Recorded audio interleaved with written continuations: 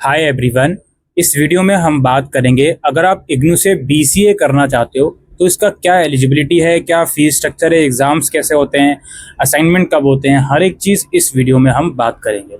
सबसे पहले बात करते हैं इसके एलिजिबिलिटी क्राइटेरिया से।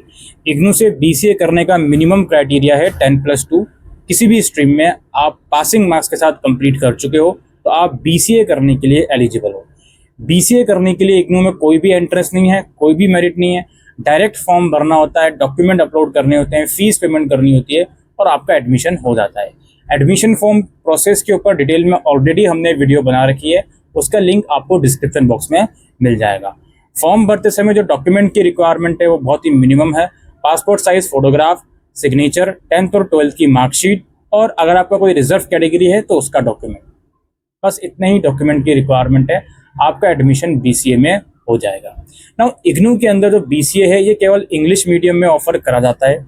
इसमें हर एक सेमेस्टर में फीस चार्ज करी जाती है।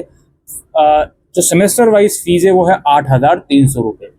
फर्स्ट सेमेस्टर में लगभग आपसे 8,900 रुपये लिए जाएंगे, क्योंकि फर्स्ट सेमेस्टर में रजिस्ट्रेशन और डेवलपमेंट फीस भी ली जाती है। बाकी हर एक सेमेस्टर में लगभग आपसे 8,300 रुपये लिए जाएंगे। इग्नू का जो बीसीए प्रोग्राम है वो एक सेमेस्टर वाइज प्रोग्राम है दोस्तों, यानी कि हर 6 महीने में आपके एग्जाम्स होते रहेंगे। आप जुलाई सेशन में एडमिशन लेते हो तो दिसंबर में फर्स्ट सेमेस्टर और फिर जून में अगले साल सेकंड सेमेस्टर, ये सब कहानी चलती रहेगी।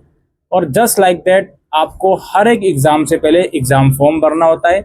दिसंबर एग्ज़ाम के लिए सितंबर अक्टूबर में, जून एग्ज़ाम के लिए मार्च अप्रैल में एग्जामिनेशन फॉर्म निकलते हैं, जिसमें आपको 200 रुपये पर सब्जेक्ट के हिसाब से एग्ज़ाम फीस देनी होती है और एक एग्ज़ाम सेंटर अपने मनपसंद का चूज़ करना होता है एग्ज़ाम देने के लिए। तो ये 8300 रुपये जो एडमिशन फ़ीस थी, उसके अलावा एग्ज़ाम फीस अलग से लगती है, ये चीज़ याद रखें। Just like exams are in semester mode, assignment भी इसके सेमेस्टर मोड में ही होते हैं। जब आप एडमिशन फॉर्म भरते हो तो एक स्टडी सेंटर आप वहाँ पे चूज़ करते हो, उसी स्टडी सेंटर में आपको अपने असाइनमेंट जमा करने होते हैं। अब वो कुछ कंडीशन में ऑनलाइन हो जाते हैं, कुछ कंडीशन में ऑफलाइन हो जाते हैं। वो डिपेंड करता है कि पर्टिकुलर सेशन के असाइनमेंट सबमिशन की गाइडलाइंस क्या बोल रही हैं। ये जैसे कि मैंने कहा सेमेस्टर वाइज प्रोग्राम है, तो इसमें फर्स्ट ईयर के एग्ज़ाम 6 महीने बाद होंगे, सेकेंड ईयर के और 6 महीने बाद होंगे उससे। तो इसमें एक चीज़ याद रखिएगा, री रजिस्ट्रेशन टाइम पर करना है। जैसे आप एडमिशन के 6 महीने के बाद सेमेस्टर 1 का पेपर दे रहे हो, इसी तरीके से सेमेस्टर 2 का पेपर देने के लिए री रजिस्ट्रेशन टाइम पर करना होता है। जून में पेपर देने के लिए जो री रजिस्ट्रेशन है वो दिसंबर जनवरी 2025-26 में आपको करना पड़ेगा। और इसमें एक बात याद रखिएगा इग्नू में कि जो री रजिस्ट्रेशन होता है नेक्स्ट सेमेस्टर का, उसका आपके करंट सेमेस्टर के एग्ज़ाम्स पर कोई लेना देना नहीं है। अगर आप करंट सेमेस्टर के एग्ज़ाम नहीं दे पाए या उसमें एब्सेंट या फेल हो गए तो आप उसको नेक्स्ट सेमेस्टर के साथ कैरी फॉरवर्ड कर सकते हो, और नेक्स्ट सेमेस्टर टाइम पर तभी दे पाओगे जब आपने उसका री रजिस्ट्रेशन और उसकी फीस टाइम पर भरी होगी। इन चीज़ों को भी ध्यान में रखना। बाकी कुछ लैब वगैरह, कुछ प्रोजेक्ट वगैरह भी आपके इसमें होते हैं। आप प्रोग्राम का स्ट्रक्चर अपनी प्रोस्पेक्टस में से रीड करोगे या अपनी प्रोग्राम गाइड रीड करोगे तो आपको चीज़ें समझ में आएंगी।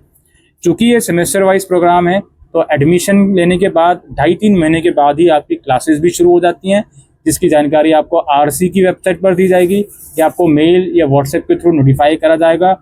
और इसका स्टडी सेंटर भी आपको आपके घर में डिलीवर कर दिया जाता है 2.5-3 महीने में।